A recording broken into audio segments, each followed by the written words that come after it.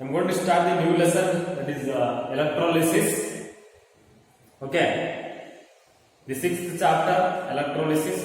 In this chapter, there is no reduction of topic. The full chapter you have to learn that. Okay, page number 101.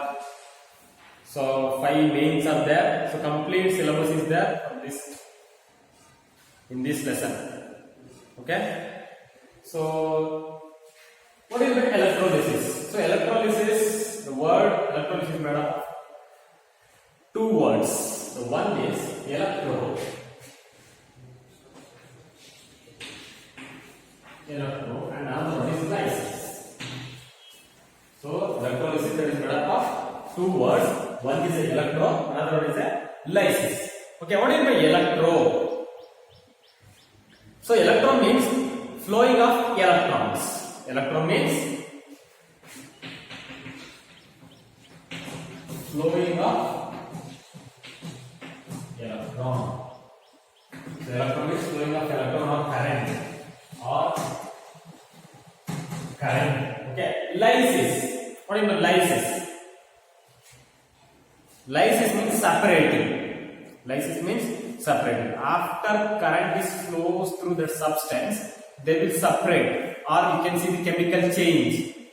You will see the chemical change. That's why it's called lysis.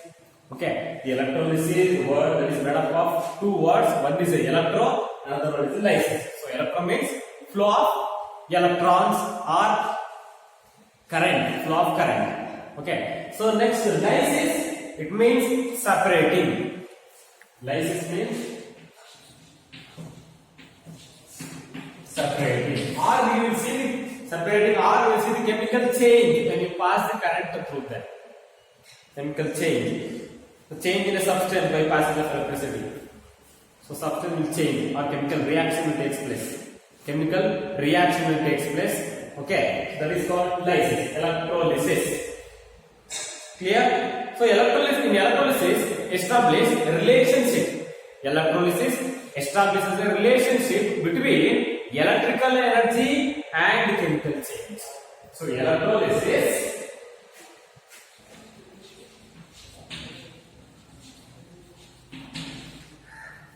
exhibits relationship between electrolysis exhibit relationship between electrical energy and chemical change.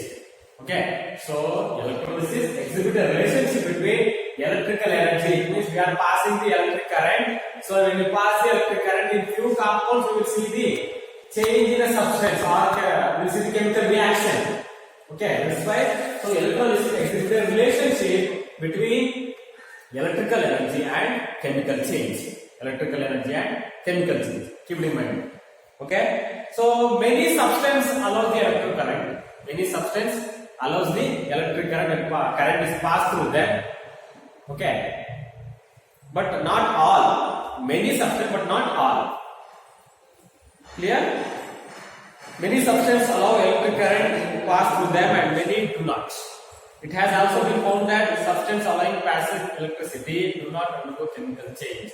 And as I told, so many substances allow the electric current pass through them and not all. But when the current is passing through them, so definitely we can't tell. So there is a change in a chemical reaction. Definitely means not all the substances. In all the substances, chemical reaction will not occur. Only in few compounds. In compounds, we can see the change in the chemical change. We can observe the chemical reaction in compounds. Okay. So most of the elements, they will allow the electric current. Okay, not all. Keep it in mind that. And if you pass the electric current, we can't tell. So in all the compounds, there will be a change or chemical reaction will occur. We can't tell that one. In few compounds they may occur, and not in few compounds they may not occur. Clear? the most metallic elements. Now coming to point of. So most metallic elements. We know that metallic elements are a good conductor of electricity or a bad conductor of electricity. Metallic elements are good conductor of electricity. So metallic elements. Can you give few examples of metallic elements? Aluminium, iron, and they are the good conductor of electricity. Metallic elements are good conductor of electricity. So for example, for metallic elements are iron, copper, zinc. Okay. So most metallic elements, that is the copper, aluminium. Alloy is a mixture of metal and a non-metal. Okay. So few alloys also they are good conductor of electricity. Okay.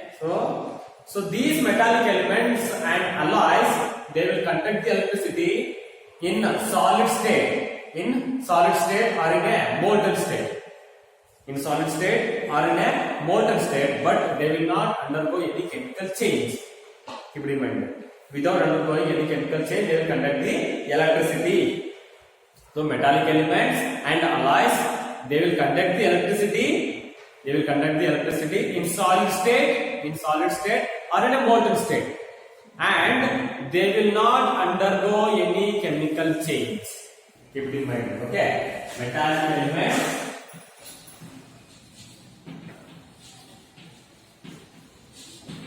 Metallic elements, example, copper, aluminium, iron, and alloys. Okay, so these are they will allow the electric current. They will allow the electric current to pass through them. Okay, and if you allow the electric current to pass through them, they will not involve any chemical change. They will not involve any chemical change. Chemical change is not involved. Without undergoing any chemical change, they will allow the electric current. If you pass the electric current through them. Clear? Whereas the non-metals, so if they are good conductor of electricity or bad conductor of electricity, it means what? They will not allow the electric current to pass through them. So non-metals, sulfur, carbon, nitrogen, is it? Except graphite. Graphite is also a non-metal, but it will allow the electric current. Okay, so non-metals,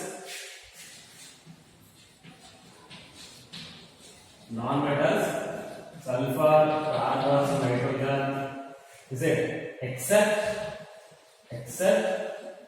graphite. Because graphite is yes, it is a non-metal, but it will allow the electric current to pass through it. Okay. So do not conduct electricity. So non-metals, they will not conduct electricity. Okay. So non-metals are called non-conductors or non-conductor of electricity. So metallic element, they will call what they will call metallic element? They are called conductors because they will conduct the electricity. No. So they are called conductors.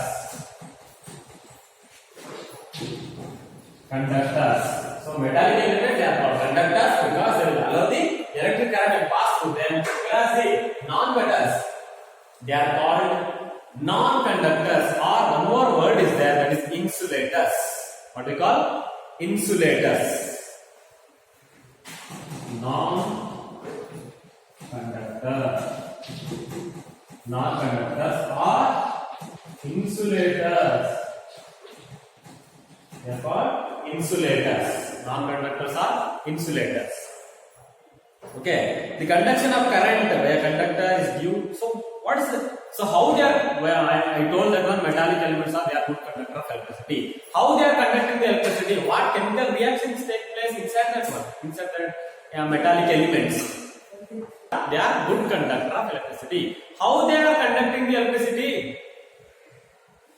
What will happen inside that element? If you pass the current through them, electrons, what will happen there? So flow of electrons. If you pass the electric current through them, that time electrons started to move. Because of that reason, they are conducting the electricity. Okay. So in case of metallic elements, whereas in case of non-metals, so there is no flow of electrons. There is no flow of electrons. They are called insulators because of that reason, because they are not conducting the electricity. No. because non-metal possess mobile electrons. Mobile electrons. It means stationary. They will not move. Mobile electrons. Okay, in case of non-metals. Whereas in case of metallic elements, they conduct the electricity because of the flow of electrons. Keep it in mind. So this is about the conductors and insulators. So we studied about the metallic elements and non-metals. Okay. Now coming to the point of compounds. Is the compound that will conduct the electricity? Compounds.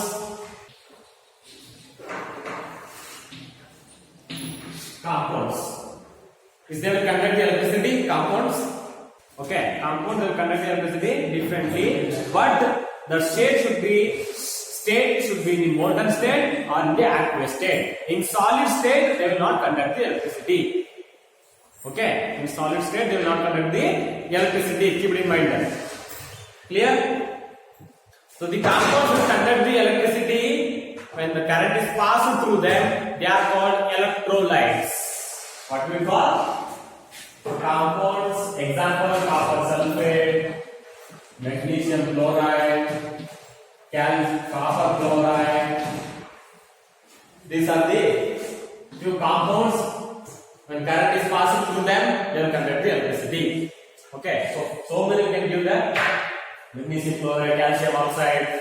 So covalent compounds, they are good conductor of electricity. Covalent compounds. Okay. Clear? And the compounds which conduct the electricity. Okay, they are called electrolytes. What we will call electrolytes. So chemical compounds which conduct electric current in molten or aqueous state. These compounds, they will conduct the electricity in molten or aqueous state, not in the solid state. Molten or aqueous state, not in the solid state. Okay, because of that reason they are conducting the electricity. No, they are called electrolytes. What we call electrolytes.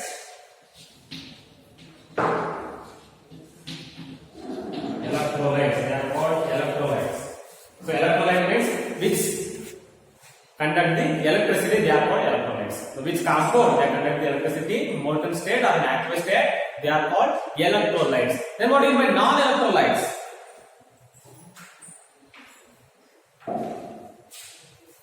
Non-electrolytes.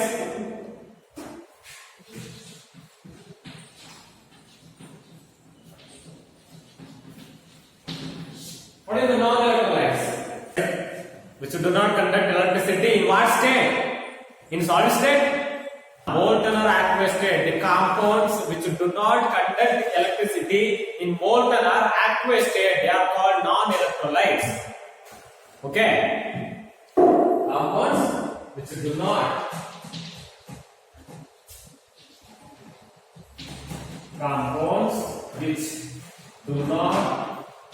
conduct electricity in compounds which do not conduct electricity in molten or aqueous state. They are called non-electrolytes. For example, coordinate bonds. Is it tetrachloride? Ammonia. Non-electrolytes. And sugar solution. So, sugar, what is the formula? Sugar, chemical formula. Can you tell me the chemical formula? Molecular formula? C12H22 O11. Sugar solution it is. Or in chemical it is known as sucrose. Okay, sucrose. This is sugar solution. Sugar solution will not conduct electricity when current is passed through them in aqueous state or in molten state. Okay, so this is a non-electrolyte sugar solution. Non-electrolyte. Okay, keep in mind that so these are the few basic concepts regarding about the electrolysis. Next, go to the next now. Difference between metallic conductors and electrolytic conductors. Metallic conductor and electrolytic conductor. And electrolysis conductor.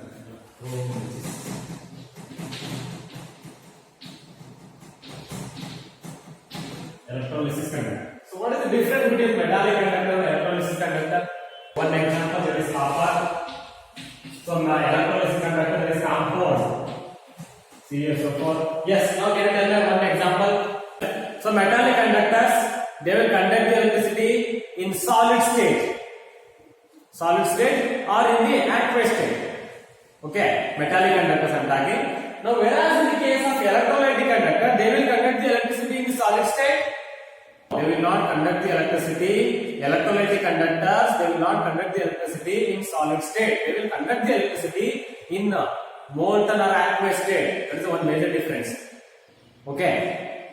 So metallic conductor, they will conduct the electricity in solid state. In solid state also they will conduct. Whereas in case of electrolytic conductor, they will conduct the electricity in aqueous state or in molten state, not in the solid state. One difference, the first difference. Next, now the second point, flow of current consists of a single stream of electrons. So in case of metallic conductor I am talking, in case of metallic conductors, flow of current consists of a single stream of electrons flowing from the negative pole to the positive pole. So in case of metallic conductor, the flow of electrons is there now. It is a single stream. Means, so this is a flow of current. Here current is flowing. This is positive pole and this is negative pole and positive pole. So single stream it is. It means the negative will move towards the positive. That's it. Okay. So that is called single stream. Only in one way, in one direction. Single stream. Whereas in case of electrolytic conductor, there are two strings are there. Flow of current consists of two strings. One of the positive cations flowing towards the negative cathode and the other negative anion flowing towards the positive anode. So two strings I don't know. This is one string and this is another string. So we will see so this is positive and this is negative. This is negative and this is positive. Okay, so these will move towards the positive, move towards the negative side. Similarly, negative will move towards the positive side. So two strings you can see here. So positive to the negative, in second string, positive to the negative, negative to the positive, right? Negative to the positive, negative to the positive. So here only one string. Flow of current will follow in one string, whereas in case of electrolytic conductor, it will follow in two strings. Flow of current will follow in two strings. Okay. So this is the second point. The flow of current consists of two strings. One of the positive cations flowing towards the negative cathode, and the other of negative anion flowing towards the positive anode. Two strings we will see in case of electrolytic conductor.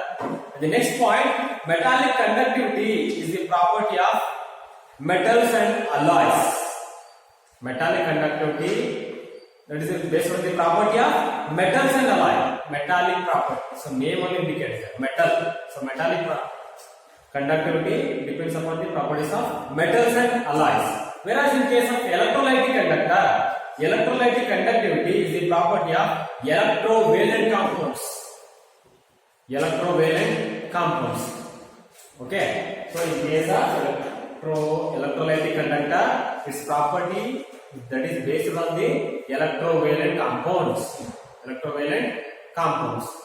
Okay. So metallic conductivity, the property depends on properties of metals and alloys, whereas in case of electrolytic conductor, its property depends on electrovalent compounds. So this is the third point, and move to the next point now. Metals, both in solid state and liquid state, are good conductor of electricity, as I told in the beginning. So this is the same. So metals, both in solid state and in liquid state, they will conduct the electricity, whereas in case of electrolytic conductor, they will conduct the electricity in the in the aqueous state or in the molten state, but not in the solid state. One more point, no change of form or in composition occurs during the conduction of electricity. It means, as I told in the beginning, so in case of metals, they are good conductor of electricity. Is it? Metals are good conductor of electricity. So if you pass the current through the metals, so they will allow the electric current. But we will not see any chemical change in case of metallic conductor. We will not see any change in case of chemical change in case of metallic conductor. Okay. Whereas in case of electrolytic conductor, we will see the chemical change. We will see the chemical change. So chemical reaction we will see in case of electrolytic conductor. New products will form.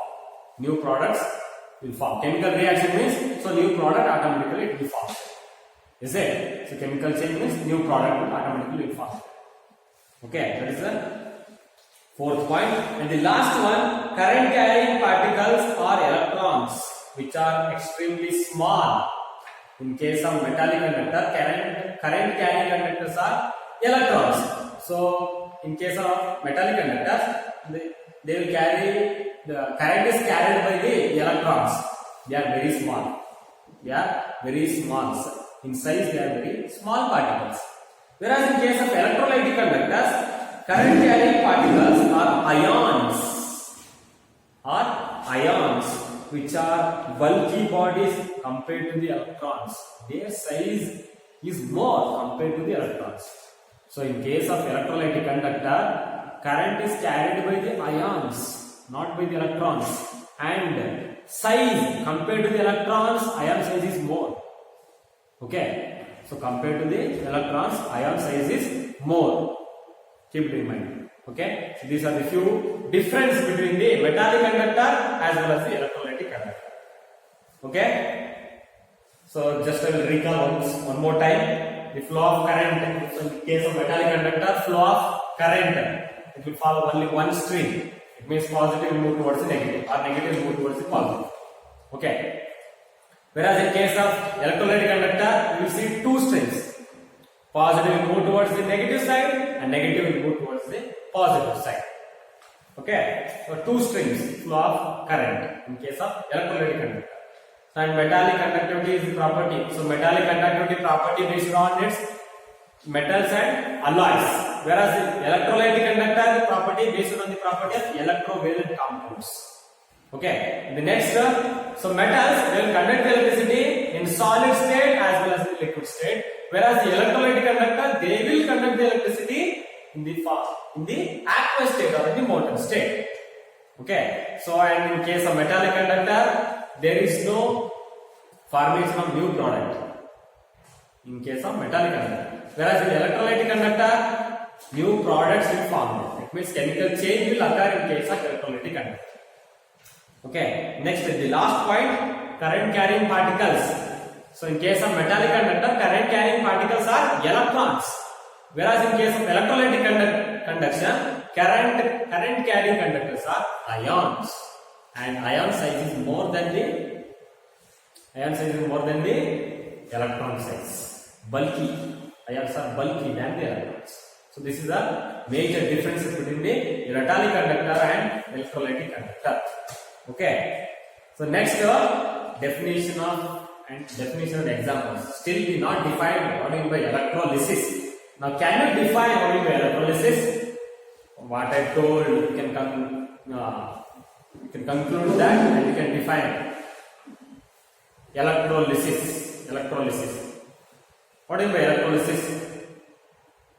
So electrolysis means it is a decomposition of a chemical compounds. It is a decomposition of the chemical compounds in aqueous solution or in molten state accompanied by a chemical change. It means so decomposition reaction. Have you heard the decomposition reaction type of reaction? Is it like that only? So electrolysis is the process of decomposition of a chemical compound. It is the process of decomposition of a chemical compound in aqueous state or in the molten state accompanied by a chemical change by using the electric current. So electrolysis is the process of decomposition of a chemical compound in aqueous state, molten state accompanied by a chemical change. Chemical reaction will take place when electric current is passed through them. This is called electrolysis. So definition of electrolysis. Okay. Next, electrolytes, as I told in the beginning. So the compound which conduct the electricity in aqueous state and molten state, they are called electrolytes. Example: copper sulfate, magnesium chloride, sodium chloride. So many examples you can give them. Okay. Covalent compounds. Covalent compounds. Electrolytes are compounds which either in aqueous state or in molten state allow electric current to pass through them. Electrolytes are molten salts or solutions of salts in water, solution of acids and alkalis. So example for electrolytes. Some of the acids. Acid electrolytes. Acid electrolytes. Basic electrolytes. Basic electrolytes. And salts. So acid electrolytes, HCl, H2SO4, hydrophosphoric acid, H3PO4, HF, and give so many examples. Acid electrolytes. Similarly, basic electrolytes, sodium hydroxide, potassium hydroxide, ammonium hydroxide. These are basic electrolytes, bases. Sodium hydroxide, potassium hydroxide, ammonium hydroxide, etc. Salts. Example for salts which conduct electricity: NaCl, copper sulfate, calcium chloride. So many examples we can give. Salts. These are the salts. These salts also, when current is passed through them, they will conduct electricity. And bases, basic electrolytes, these also will conduct electricity. Acid electrolytes, they will also conduct the electricity and current is passing through them. Okay. So in case electrolytes, we see two types. Okay, strong electrolyte and weak electrolytes. Electrolytes are of two types based on their conductivity and ability to dissociate into ions. So based on what? Based on conductivity. Based on the conductivity and ability to dissociate the ions. How much capacity they have to dissociate ions in their solution. So if the capacity is more, they are called strong electrolytes. If the capacity is low, they are called weak electrolytes. Types of electrolytes. Types of electrolytes. So based on what? Based on the ability to conduct. Based on conductivity. Based on conductivity and ability to dissociate.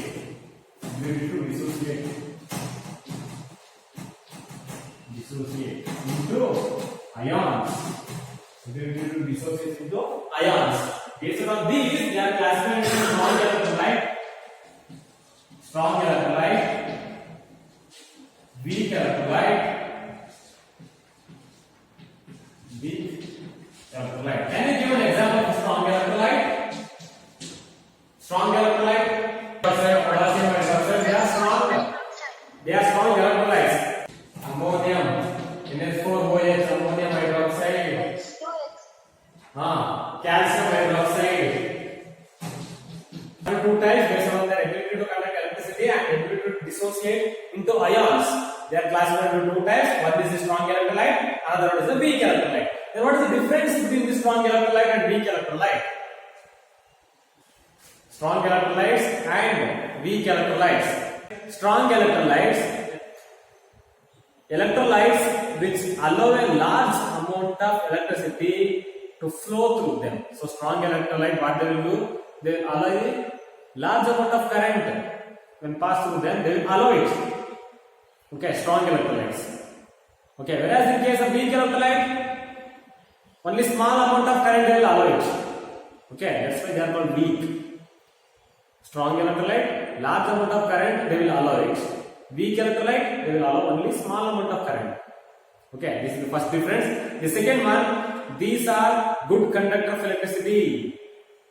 Okay, So the second difference between the strong electrolyte and weak electrolyte. So they are good conductor of electricity. Strong electrolytes are good conductor of electricity. Whereas the weak electrolytes, they are poor conductor of electricity. They are poor conductor of electricity. Okay. And the next one, the third point, these are almost completely dissociated in fused or aqueous solution state. In fused or aqueous solution state. It means what? They will dissociate the ions completely. Okay. Strong electrolytes, they will dissociate the ions completely in aqueous state or in molten state. Whereas in case of weak electrolyte, it is partially dissociated. Electrolytes ions are not completely dissociated, partially dissociated. Not full, not complete, partially. Okay. So the third point it is. Next, move to the fourth one. These solutions contain only free mobile ions. So strong electrolytes, they contain the free mobile ions. Free mobile ions. Okay. Whereas in case of weak electrolyte, these solution contains ions as well as the molecules. So they contain the molecules, because of that reason their electrolytic capacity will get decreased. That's why they are weak electrolytes. So strong electrolytes, they contain only free mobile ions, whereas the weak electrolyte, they contains ions as well as the molecules. So and the one more difference, strong electrolytes allows a bulb to glow brightly. So because they are allowing the large amount of current, is it? They bulb, they will glow the bulb maybe brightly. Brightly they will glow the bulb there. Because large amount of current they will allow, is it? Because of that reason. Whereas in case of weak electrolyte allows a bulb to glow dimly. Dim. Light is very dim. You can't see properly. Is it? That is also effect to our eye. It is also effect to our eyes. Dim light if you use that.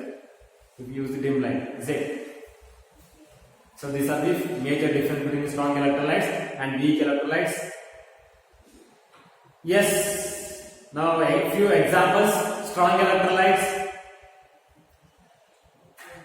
Example for strong electrolytes. So now coming to the point of acids. In acids we will see strong electrolytes. That is hydrochloric acid, sulfuric acid, nitric acid. They are strong electrolytes. Okay. Strong electrolytes. Hydrochloric acid, nitric acid, okay, sulfuric acid. They are strong acids.